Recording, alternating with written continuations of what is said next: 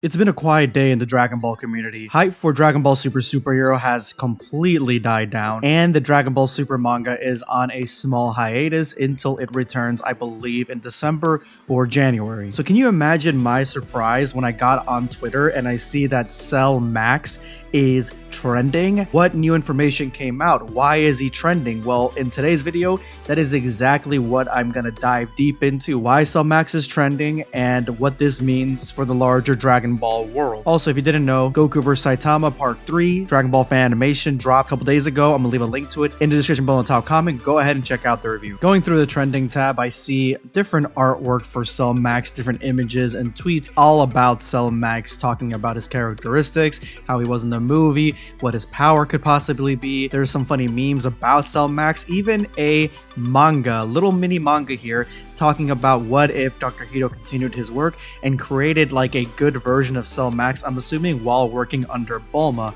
Very interesting stuff. But as I dove deeper down the rabbit hole, I find this tweet by a creator called Kakiru on Twitter, and it is a rendition of Cell Max coming out of his bubble, but instead of looking like he was in his semi-perfect state, this is a rendition of him looking like he was in his final perfect stage, basically the Cell that we all know and love. And no wonder this was trending with over 44,000 likes. This is really premium stuff. And as I look through the tweet, I see that Seth the programmer actually commented on this tweet would have been peak fiction. And now it all makes sense. Now all the pieces are melding together.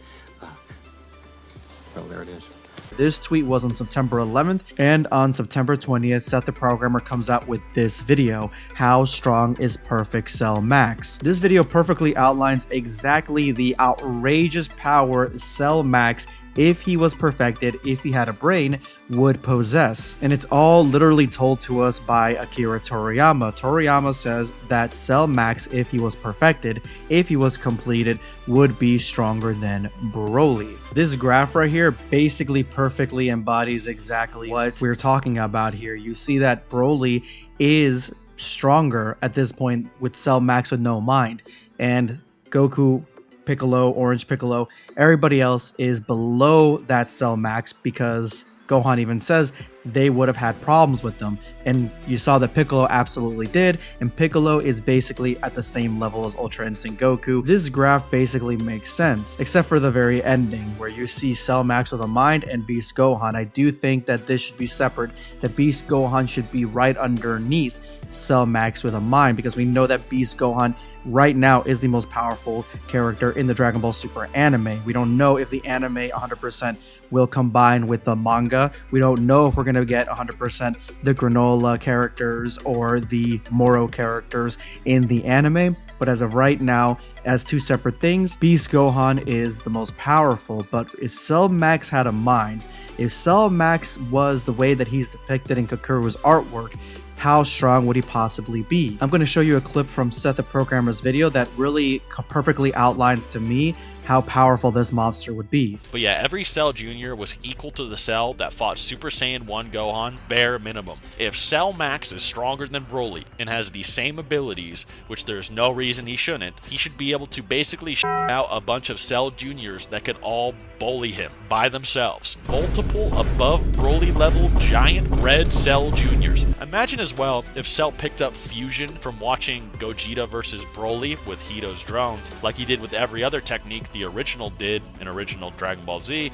And yeah, Cell Max is probably dummy nerfed for a reason. A perfect Cell Max would be literally the strongest character in all of Dragon Ball, because Cell Max is stronger than Broly. He has the data not only of Cell, but everything that has gone on planet Earth since that moment. If Cell Max had a mind, he would have access to so many different abilities that honestly he would be completely broken, and it honestly answers the question why he was nerfed so greatly in Dragon Ball Super Superhero, and why they took away his mind, why they released him early, and why he basically was a raging monster. Because with a mind, with this concept, he would be way too powerful to stop. None of the Saiyans could have stopped him. Nobody could have destroyed him. He would just be too insane. But the programmer does state that it could be a possibility, like say that if Cell Max ended up eating the androids, Gamma 1 and Gamma 2. What if that happened? Would he get into that perfect look that we've seen from Perfect Cell? Personally, for me, I don't think that the Gammas were ever integrated or meant to be integrated into Cell Max,